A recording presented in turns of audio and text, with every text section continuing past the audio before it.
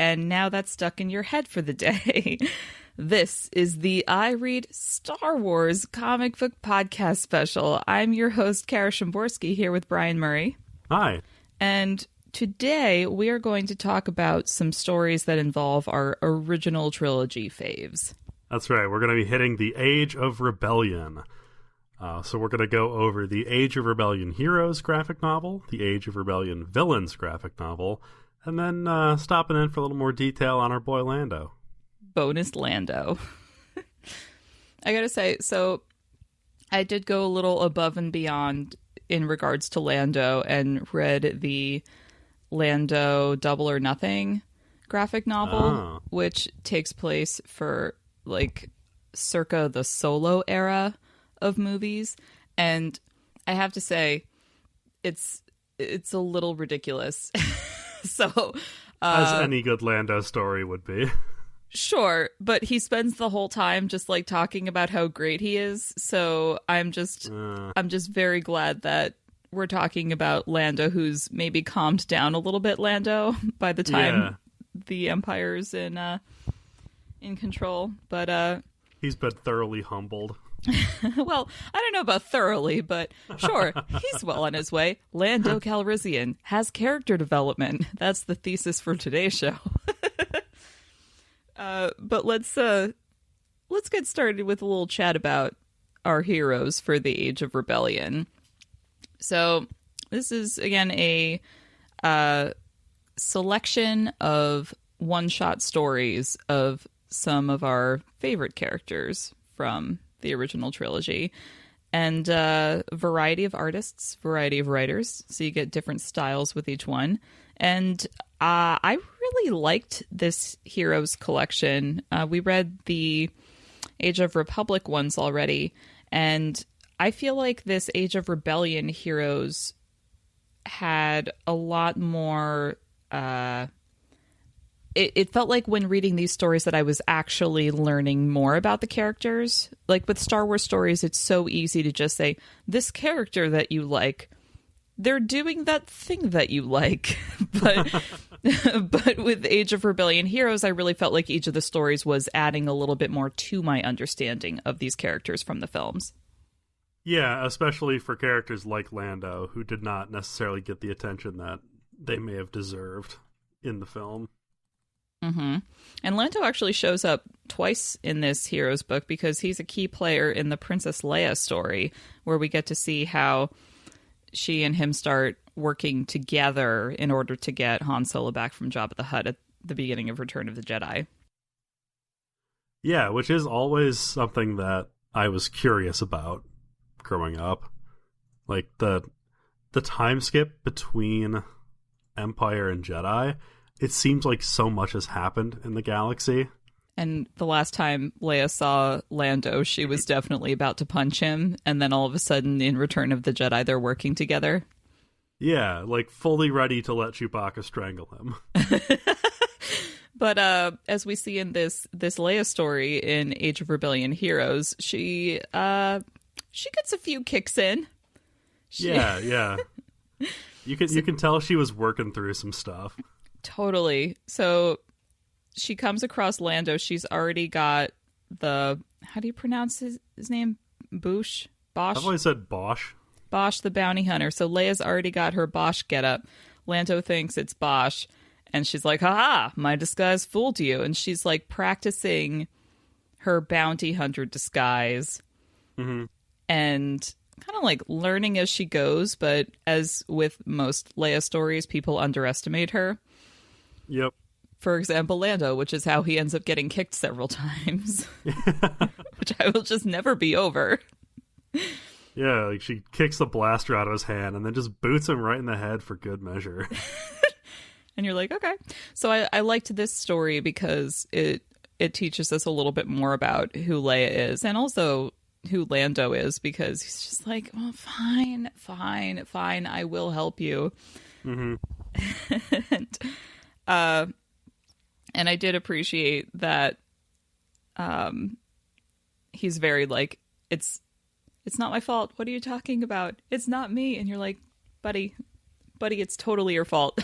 Yeah, I think that was like one of his first lines in the book, is him just shouting, "It's not my fault," over and over again. Like, that is exactly what I'd expect from you, Lando. And I did appreciate it because that's also very, very young Lando. Like, say what you want about the movie Solo, but Donald Glover's performance as Lando Calrissian is great. Mm-hmm. And I feel like his interpretation of Lando is very, it's not my fault. Absolutely. So this story to me tied those two a little bit more together. Yeah, one of my favorite bits in this Leia book is when they're in the bar and the other bounty hunters are trying to intimidate who they think is Bosch.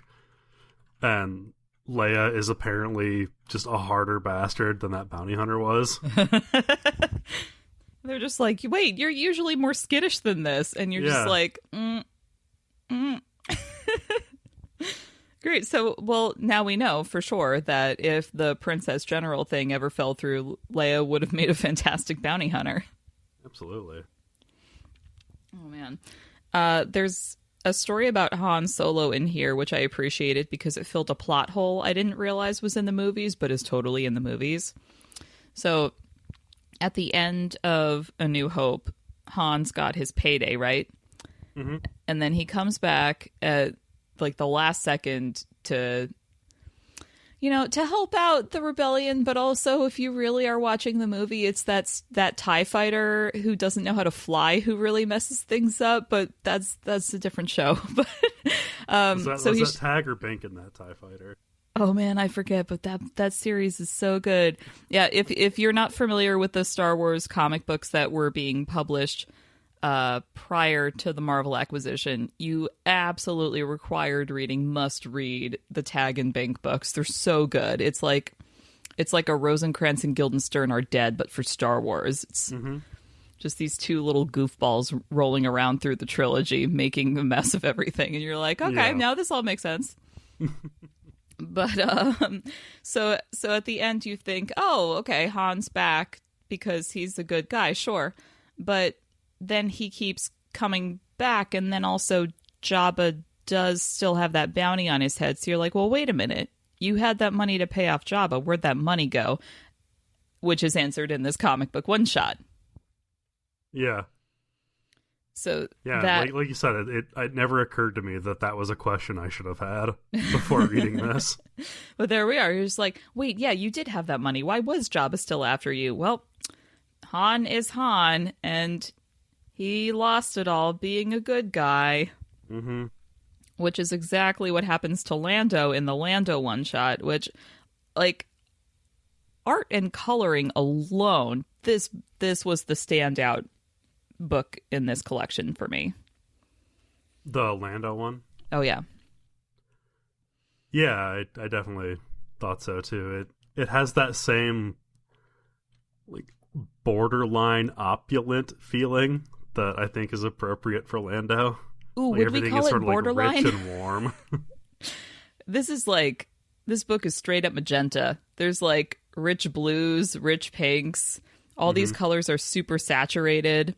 The line work is it's like the colors are kind of flat, but they're so saturated that you really get a sense that there's this extra depth to this world that Lando's inhabiting. Yeah, and this one also was another thought that I never had, but probably should have, was that Lando was running Cloud City in the red. Because I think that's what we're seeing here, right? Is him just not having the money to pay people and stuff. Ever. It's like his buddy with the cyber implants, Lobot, exists just to be like, so next payroll's in 36 hours, and we have no money. And we're in debt from these people, and they're going to want to be paid back in 48 hours. And Lando's like, okay, time to hit a casino, I guess. Yeah. And then we just get, 3 panels of Lando losing everything. It's just terrible. I do like, though, that in this story he does ultimately make... you find out he's got a little little extra stash of credits on the side where he's like, if things at Cloud City get too intense, I'm just going to leave. I'm just going to leave. This is what I've always done. This has always worked for me. But by the end of this story, you see that he has decided to use his credits to stave off total collapse of the Cloud City for one more day. And yeah, it's a real good money because he calls it his like runaway money. Mm-hmm. It's enough money to start over in the next star system. And at the end, it looks like he's looking at it like, all right, time for you and me to leave. And then it turns out that he's handing it out to the employees so that they can start over in the next system. He's so great. I just feel like with Lando, like he wants to be aloof and above it all, but when he finds something that he's into, he's like, no, my thing. Like when I was reading this, Brian, have you seen Finding Nemo? Yeah. Okay. So you recall how there's that one fish in the aquarium who's just obsessed with the bubbles coming out of like the treasure box, and whenever someone even looks at the bubbles, he's just like, my bubbles. Yeah. So I feel like Lando is My Bubbles, but about Cloud City.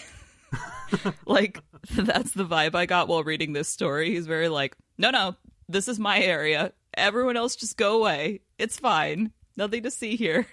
Yeah, Lando definitely protects what's his, including his people. Oh, he's such a sweetie. And there's a Luke Skywalker story in this that I actually thought added. I think this is the weakest story in this collection because it made a plot hole for me, whereas I felt like the other stories were kind of filling up plot holes. This one was like, we're seeing Luke in action. He's getting the gist of his Jedi powers, and we see Emperor Palpatine like force reaching out to his mind. It's not even clear how close in proximity they are to one another. Mm-hmm.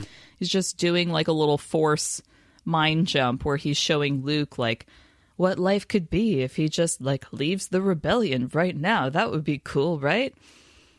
And I'm like, okay. So Palpatine can get inside Luke's head, and he doesn't do this in Return of the Jedi when he's in the throne room? Like, why wouldn't he do that? If he has this capability, why would that not be a thing that he does? Yeah. What is like? Did he blow his one shot on giving Luke this "It's a Wonderful Life" moment? Like, I guess he like it. Just I wasn't satisfied by this use of the Force mind link situation. Yeah, I was also very confused on when this book took place exactly. Because Luke's in his Return of the Jedi Star Wars outfit, but it's but we're like, yeah, like it's got to be somewhere between Empire and Jedi because he's got the green lightsaber, but the Emperor and Vader are still alive, so we know it's not post Jedi. But there's a lot. I don't know, it seems it's one of those things where there was enough time in there that obviously like missions like this could have taken place. But it just seems out of place to me. Yeah. Like I said, for me, the weakest story in this collection. And then there was a little bit about Yoda. We see Yoda right before Luke shows up, which it was like a nice little cute extra story. I was mostly like, okay, Yoda, you've put down your lightsaber, but you've picked up a bow and arrow. Okay, that still makes no sense for your stature, but fine. I know, it's like a little like kid's like toy bow and arrow. But apparently powerful enough to actually feed himself, and then he's just making the stew, and then Luke crashes, and I'm like, okay, if you're sensitive in the Force enough to move a mountain off of you, because Yoda basically in this story almost dies, and then he's just like, not today, Satan, and lifts this mountain off of him, and then Luke shows up and he's like, whoa, what's this? And I'm like, Yoda, you're like the most powerful Jedi. You're telling me Ghost Obi-Wan didn't show up to be like, by the way, the kid is coming. Expect company. I did love the moment when Yoda was trapped under those rocks and just starts laughing. Like, that was a very, like, Empire era Yoda thing to do. Absolutely. He's definitely gone a little crazy in that swamp.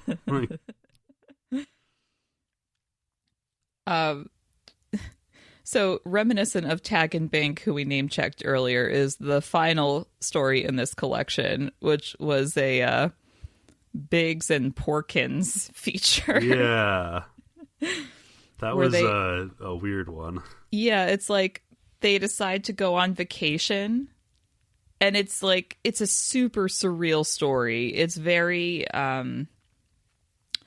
maybe like meta, because they make these jokes that definitely just would not happen within the Star Wars universe, but to us as contemporary readers, they're cute.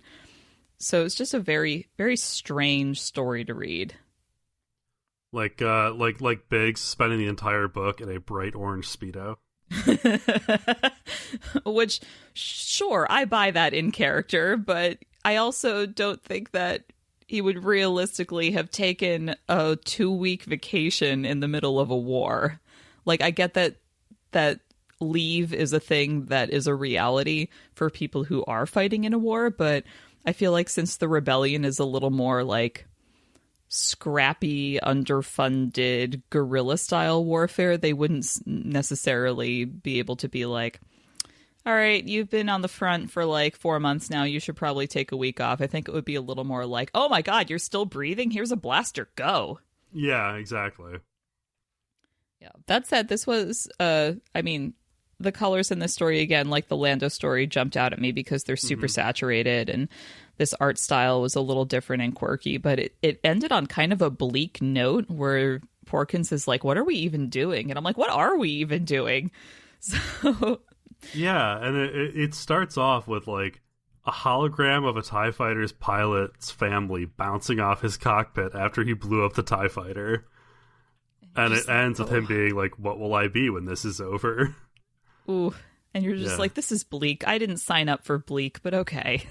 I mean, and the answer is, of course, dead. But, ooh, too soon? He doesn't know that the Battle of Yavin is coming. Too soon for Porkins?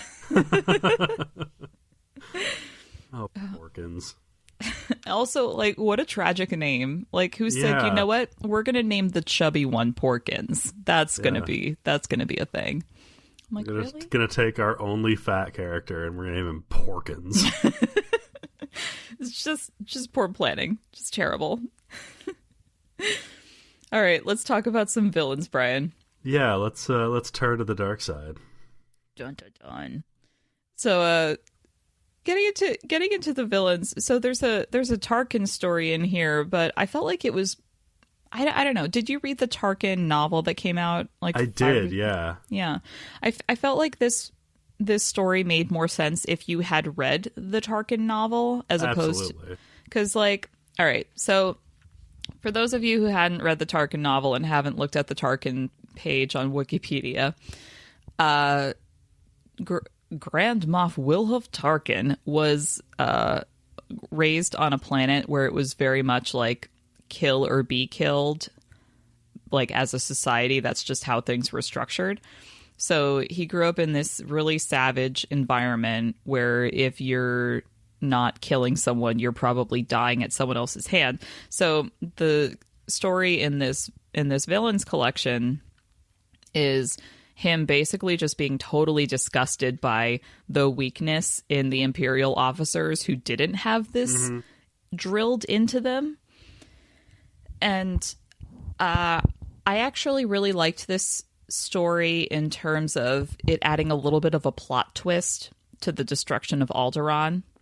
Yeah, that was wild. Right? Because in the movie, you're watching it and you're like, oh, he's a dick, so he's just going to blow up Alderaan because, like he says, Dantooine is not a big enough impact. He's just going to blow up Alderaan because the princess is right there and it'll be harmful to the rebellion and all this. But actually, we find out in this comic, it's because he sees one of the officers like breathe a sigh of relief when he finds out that there's a different target besides Alderaan. Yeah.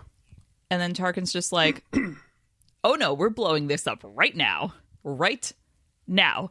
And then he ends up killing all the officers who hesitated because they put like biochips in everyone's helmets to see if anyone like was a little slow following orders. Yeah. It's very, very intense. Pretty brutal. I mean, we know Tarkin is terrible, but this story was a really, really nice way of being like, so you know how Tarkin's the worst? Well, he's really the worst. For many reasons. I like it because it really gave him this sort of like evil Crocodile Dundee vibe, where he's just like covered in scars and ready to take his shirt off and kill somebody with his hands. Like, yeah, that part of the story confused me because it's like all of a sudden Tarkin is shirtless and like holding a knife, and he's like, "We'll fight to the death," and you're like, "What? What?" Yeah, I mean that turned out to be like his imagination. Yeah, him being like, I wish I could just do this. Man, he's just like there were multiple, like, this is a short story, but there were multiple points in this story where you're just seeing what's going on in his mind, and it's always thinking about just completely obliterating someone. So you're like, oh, and you're the guy who's in charge of the Death Star. Got it. Yeah. Yeah, it really makes you miss Krennic, doesn't it? I mean, Krennic was at least like vaguely insecure enough where maybe he would have second guessed himself about blowing shit up, but Tarkin's very much like, oh no, we're gonna blow this one up, and you know what, we're gonna blow this other one up too because they looked at me funny that one time. Yeah. All right, so we got a Boba Fett story in here, which I gotta tell you, Brian, I cracked up when I saw Boba Fett in this story because he emerges in the plot riding like a metal horse but without a head. It's the dorkiest mode of transportation I think I've seen in a Star Wars story. Yeah, and you've got like his giant like Rob Liefeld pouches. Yes. On full oh my display god. On that picture too. I didn't even notice that, but you're totally right. This is Cargo Pants City. And his belt that's just pouches.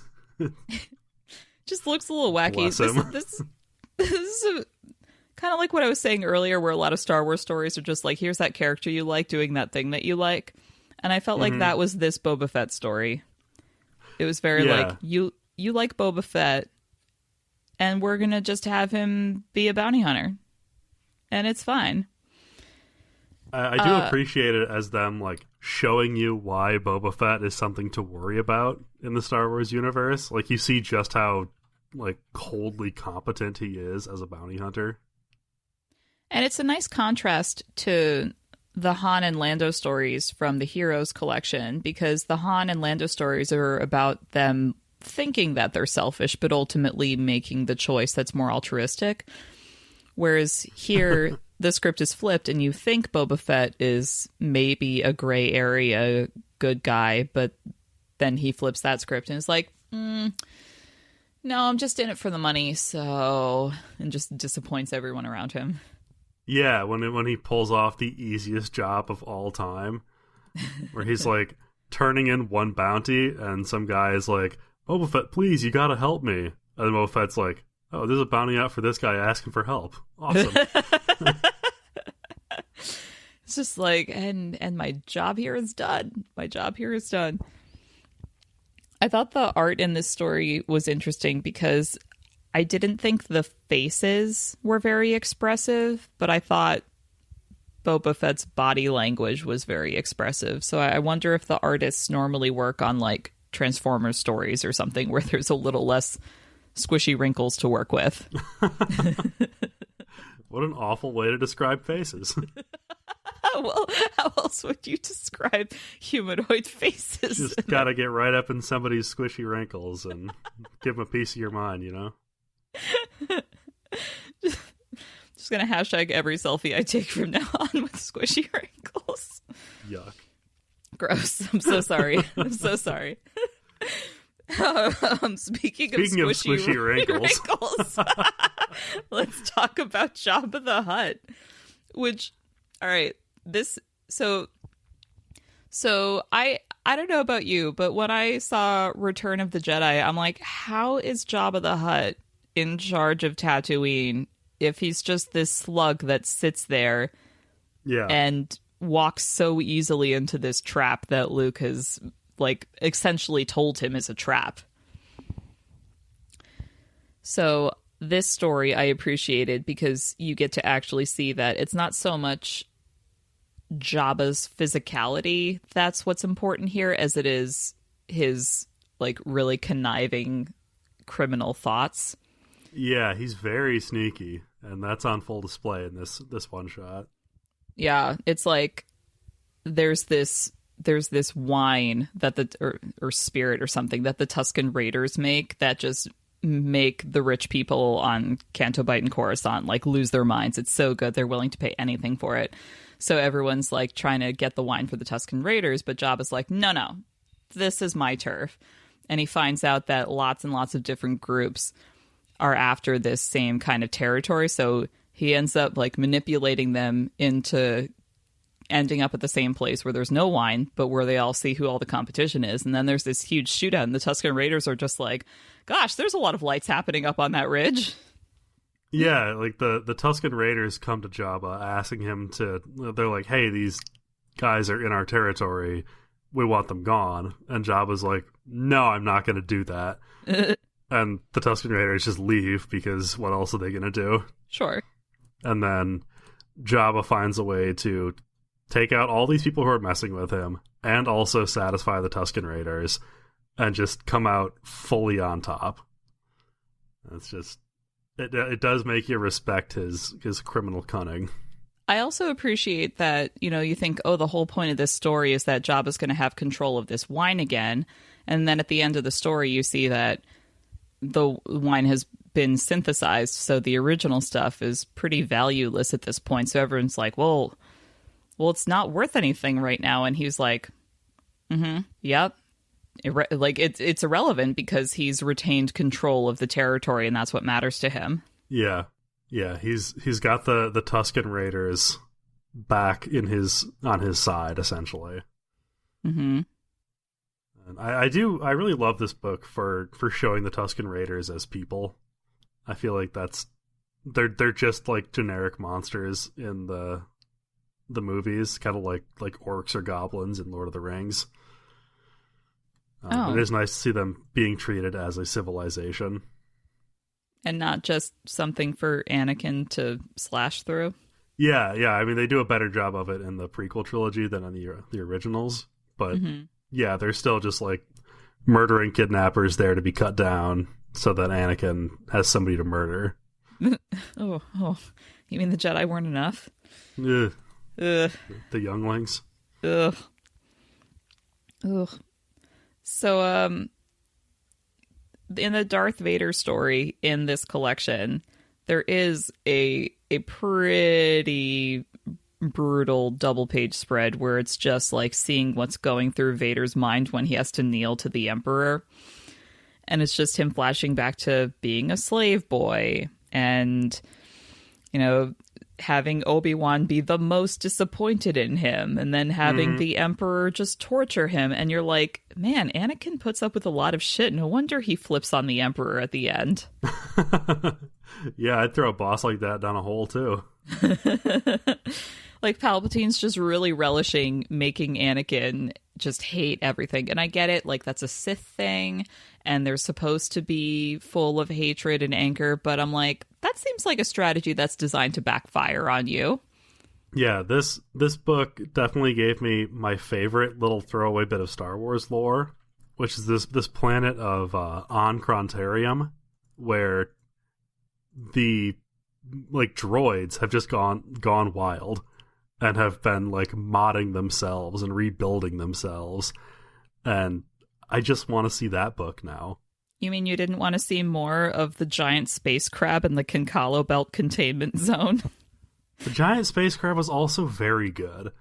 Like, see, that's the kind of thing that I'm like, Star Wars should do more of. Like, you have the potential to create your entire galaxy and everyone's a humanoid. Like, no, give me an enormous space crab. It's like bigger than an asteroid.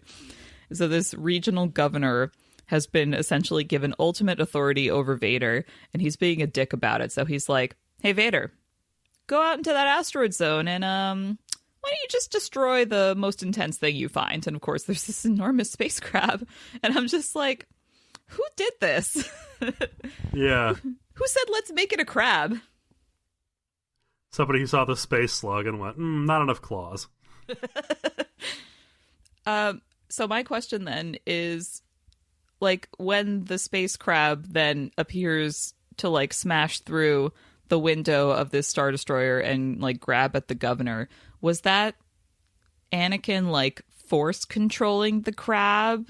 Or, like, that was the one thing I was not sure about. Yeah, I'm not clear on that either, because historically he has not been very good at that, and I don't know why becoming Darth Vader would have made him any better at it. Yeah. I think it has something to do with being raised a slave. He wouldn't want to really control anyone else. Yeah. At least that's at least my theory. But then it's like, then why are you putting up with Palpatine's bullshit? It's just this terrible, horrible lost soul. Doesn't know what to do, so just keeps following the shitty boss. Let's get Anakin a better boss. Yeah. Get him a better dad. We keep coming back to. Anakin has had a series of disappointing father figures. Oh, man. I mean, that's a pretty brutal summation of all the problems in the Star Wars galaxy, but okay. Yeah. Well, they all need better dads. You know who doesn't necessarily have a dad? Would that be IG-88? It would be IG-88. One of my favorite robots in the Star Wars canon. Now, was that from the first time you saw him in the movie and said, ooh, who's that bounty hunter? Yep. Well, I went, that guy looks rad. Tell me more. The primary motivation of any kid watching Star Wars for the first time. What about the cool-looking one? Yeah. Well, and I remember him being like a bad guy in the old Nintendo 64 game. Mm-hmm. You have to like fight him in a junkyard, and he's in one of the Young Jedi Knights books. I think he's a primary antagonist for a book. Oh man, the Young Jedi Knights books. I used to read those. Yeah, I think it was the one where they go onto like this asteroid that has like a plague, like an Imperial synthesized bioweapon or something like that. Gross. I don't know. I recently found a bunch of my old Young Jedi Knight books, so I gotta go back and reread them all now. Please live tweet your reactions so we all know. I will certainly do that. Be like, does this hold up? So there's this IG-88 story in here, and it's basically like, so IG-88 is definitely as terrible and gross as you've heard, and here's why. Mm-hmm. Yeah, the whole thing is like, IG-88 is a monster. But it was kind of chilling that basically the narration for this story is like, maybe this story was true, maybe it's not true. Meanwhile, let's show you another story of him absolutely manipulating people into killing one another so he doesn't have to do it. And then at the end, they're like, by the way, all these stories are true. And you're just like, holy shit, why wasn't he the one to go after Han Solo? Yeah, I mean, probably because he would have blown him up. That's probably true. If Jabba wanted him alive, probably wiser to go with Boba Fett. That's one thing that I wish that the Boba Fett had explained was like, why does he have a reputation for disintegrating people? Because Vader calls him out very specifically about that in Empire.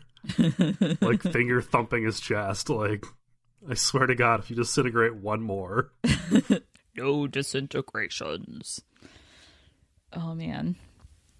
Yeah. I love how, like, we see IG-88 get ambushed and blown apart, but his head is still intact, and that's enough.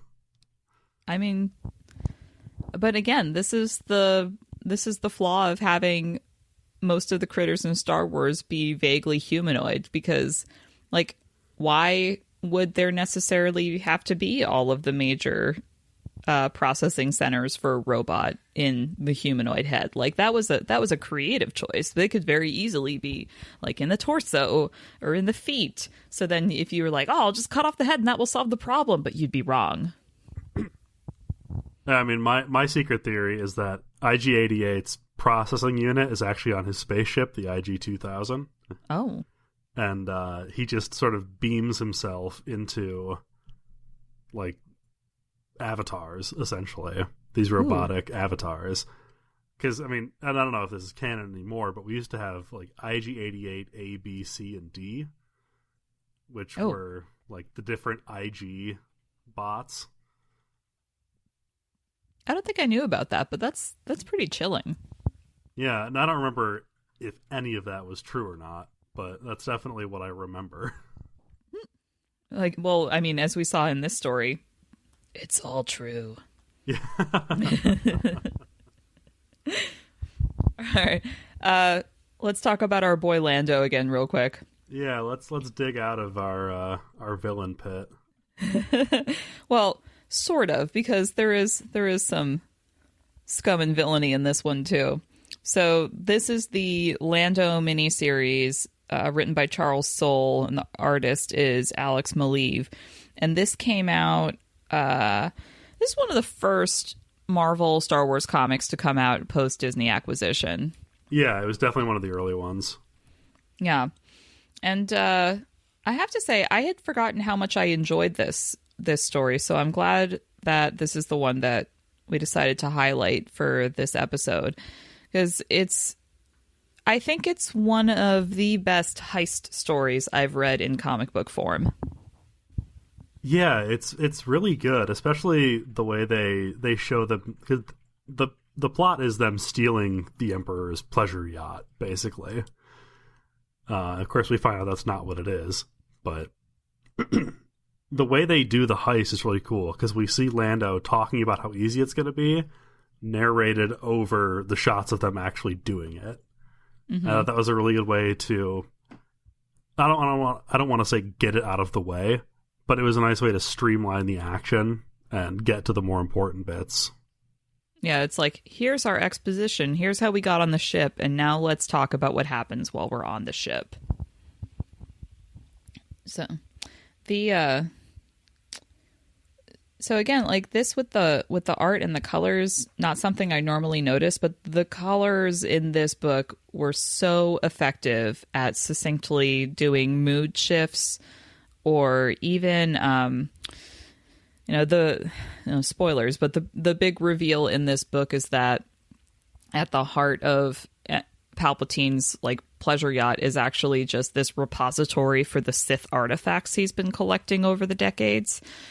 And it's really creepy in there. And some of the people that would we call the cat ninjas people? Some of the cat ninjas that Lando brought along with him have they look into the eyes of this Sith idol and basically like go evil bonkers. But you don't really see that happening, but you see the colors shifting around them to indicate that that's what's happened. So I think that in this book, there's a really exceptional use of color in terms of efficient storytelling. Yeah, it's also a really good way of showing like scene changes, because we'll go from one scene that's all blues and greens, and then we'll cut over to a red and orange tinted scene. Yeah, I keep going back to this Sith vault that they find, because like we know the Sith are evil, and we see the Sith and the Empire do some really terrible messed up things like blowing up entire planets, for example. But I don't think I really I'm like, okay, that's bad, that's horrible, that's terrible, but I don't think I thought of the Sith as like a creeping, sinister, evil concept until this story, because the shift of the people on Lando's crew from like just trying to do this heist to get money to like you see this change all of a sudden, just everything that mattered to them before no longer matters to them. All that matters is being as destructive as possible. And you're like, oh, I am reading a horror story now. This has now changed in tone and I hate it. Yeah, that's a really good way of putting it. I didn't think about it in terms of being a horror story, but that's 100% what happens. It turns into that like demonic possession almost. Absolutely. Like you think you're reading a fun heist, and then all of a sudden you're like, oh, holy shit, everyone's turning on each other, and it's like these Sith artifacts that are infecting them, and you see them actually, like, there were some Imperial guards trapped in this vault, and they had to fight them first, and they take the helmets off, and it's like warped humanity. And they're like, ooh, do all of them look like this? But Lando apparently has a history with one of them, and he's like, no, they're not all like that, I promise. And we're like, oh, okay, but okay. Much like IG-88, we don't know how many of these stories are true. I like to know that Lobot got a little bit of a romantic history in this one, though. Yeah, with the Chanath Cha, the bounty hunter / assassin. Who, yeah. I definitely think we were supposed to think that she was Lando's love interest at first. I got that vibe. And then, like, we definitely then get the reveal of, no, she's actually Lobot's ex. Which I loved, because I'm like, okay, Lando, I get it, you've got game, but can you possibly have this much game? Like, let's let some other people have a shot, you know? And Lobot really is the beating heart of this story, because that's what it ultimately turns out to be about, is why Lobot is as run by his implants as he is. Is that, like, okay, so then this story takes place before Empire, and that's why we don't see him talking in Empire? That's my understanding of it, yeah. Okay, I don't think I quite got that. I think at the end when Lando was like, I'm gonna cure you, I'm gonna fix you, and Lobot does that, like, pre-recorded, like, that's nice, Lando. I don't know, I guess I figured that in Empire he just didn't talk because that would he didn't need to talk, and that would have required paying an actor for a speaking role. Yeah. I mean, that's probably what it was originally. Sure, but now I'm sad thinking that Lando didn't figure out a way to fix it. Yeah, and we also have no idea what happened to Lobot after Empire. Like, is he still running Cloud City? I want to know. The readers need to know. Yeah. So, Marvel, I know you're listening. Give us more Lobot. Yeah. Or more Lobot and Lando, because their friendship was on really nice display in this. Lando is making all these choices that are just based around him wanting Lobot to be okay. Yeah, there was one really good screenshot that I took when I was reading it of Lando pulling Lobot out of a Bacta-tank after Lobot had been stabbed, and Lobot being like, is the job done? And then there's that announcement over the ship intercom of, like, self-destruct has been activated. And Lobot's like, yeah, that tracks. Oh, and then his implants take over. It's so sad. Oh, yeah. As a miniseries / complete trade, I think the Lando book is one of the stronger standalone stories in the new Star Wars canon. Definitely, I agree. Yeah, so I'm glad we chose it to spotlight, because there are many Star Wars comics that are based around the original trilogy characters. There's the Princess Leia book, there's a Han Solo book, there's, of course, the series that's just labeled Star Wars, there's that Vader series, but it's nice to drill down on a broad overview of the Age of Rebellion, but do a little special spotlight for Lando, since we're going to see him in Rise of Skywalker. Yes, we are, and thank goodness.